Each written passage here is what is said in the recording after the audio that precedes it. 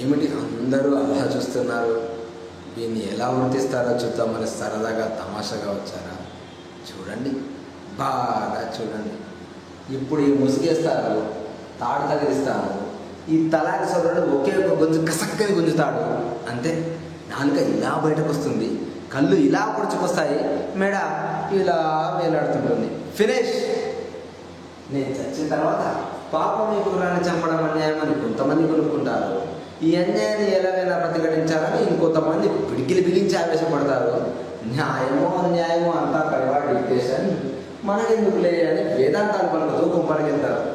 పిల్లలు కూటికి పిలుస్తారు, తింటాము, నిద్రపోతాము, తెల్లారిపోతుంది. అంతేగాని దీన్ని ఎందుకు గురితీస్తారు, వీరు ఎవరి కోసం పోరాటం చేశాడన్న ఆలోచన మీ మనసులో పుట్టదు. అస్సలు మీకు మనసులుంటే కదా పుట్టడానికి. అప్పుడు మీ మనసులు తెల్లవాడికి బానిస, ఇప్పుడు నల్లవాడికి బానిస. దేశభక్తి అంటారా, అది ఎప్పుడు చచ్చిపోయింది. ఒకవేళ ఉన్నా అది ఆగస్టు 15వ తారీఖున జెండా ఎగరవేసే టైంలో చటుక్కున పుడుతుంది. జనగణమన అధినాయక జయ హే అని పాడగానే పుట్టుక్కున చచ్చిపోతుంది. అది అగ్గది పుణ్యభూమి నా దేశం.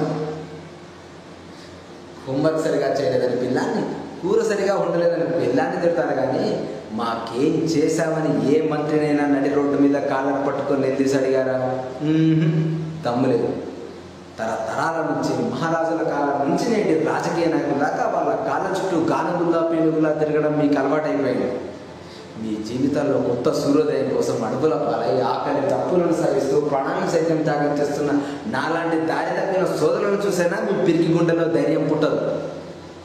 6 గడుగున ఆకలి, అవినీతి, దరిద్రం, దౌర్జన్యం, నిరుద్యోగం విలేతాండవం చేస్తున్న 68 ఏళ్ల స్వతంత్రంలో మనకి ఎందుకీ గతి పుట్టింది? ఎందుకు మనం పందుల్లా, కుక్కల్లా, నక్కల్లా, పశువుల్లా హీనాతి హీనంగా బతుకుతున్నామని మీ వెర్రి మొర్రి బుర్రల్లో ఆలోచన పుట్టదు. అంతా విధి, కర్మ, నుతిటి రాత అని మీ తలరాతను మీరే గిరిగీసుకుంటున్నారు. నూతిలోని కప్పల్లా, మొద్దురాత చిప్పల్లా గిరిగీసుకుని బతుకుతున్నారు. చందమామ రావే, జాబిల్లి రావే అని రాని చందమామను చూపించి చిన్నప్పుడు మీ అమ్మ మిమ్మల్ని మోసం చేస్తుంది. ప్రణాళికలు రావే, ప్రాజెక్టులు రావే, తెల్ల రేషన్ కార్డుకు బంగారం రావే అంటూ మీ రాజకీయ నాయకులు మిమ్మల్ని మోసం చేస్తూ పాడే పాటలు మీరు వింటారు, ముద్ర వేస్తారు. 5 సంవత్సరాల బొడను మీరు నోట్లో పెట్టుకొని చిక్కుంటారు. తర్వాత వాళ్ళు చేసే మోసాలు, దోపిడీలు మీరు కనిపెట్టుకున్న వాళ్ళ కోసం మీకు చిన్న పని పెడతారు. ఏమిటా పని? నేను హిందువుని, నేను ముస్లింని, నేను క్రిస్టియన్ని, నేను హరిజనుని, నేను రెడ్డిని, నేను కమ్మని, నేను కాపుని, నేను చౌదరిని అని మీలో మీరే రెచ్చగొట్టుకునేలా చేస్తారు. ఎక్కడ మీ పుణ్యభూమి, ఎక్కడ మీ దేశం?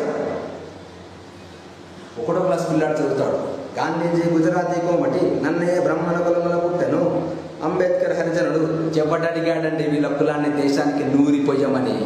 ఇవన్నీ బాగితే నేను పిచ్చోను. పొరపాటున మీరు దేశభక్తి అనే ఆవేశం పూడితే దాన్ని చల్లార్చడం చాలా తేలిక. ఇప్పుడు చార్వారు ఉన్న చోట అప్పుడు శ్రీకృష్ణుడు ఆవులను మేపాడంటే చాలు, ఫినిష్.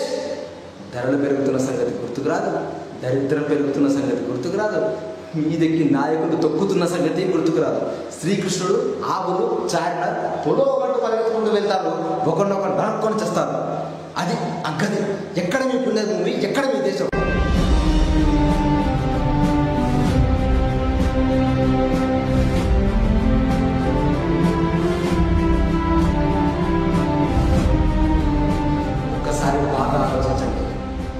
ఒక్కసారి బాగా ఆలోచించండి.